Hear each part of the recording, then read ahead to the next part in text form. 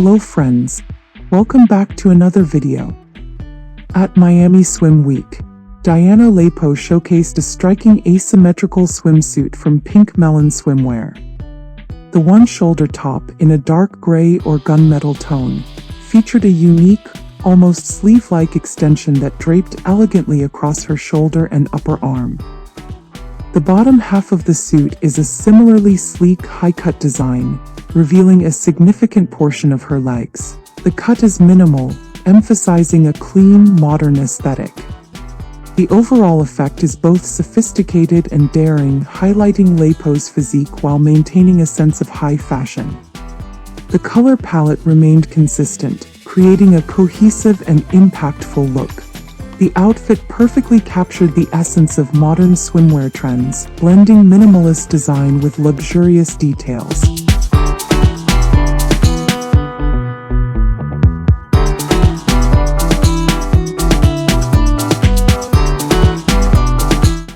Thank you so much for watching. Please subscribe and hit the bell icon to stay updated. If you liked this video, don't forget to give it a thumbs up or share your thoughts in the comments.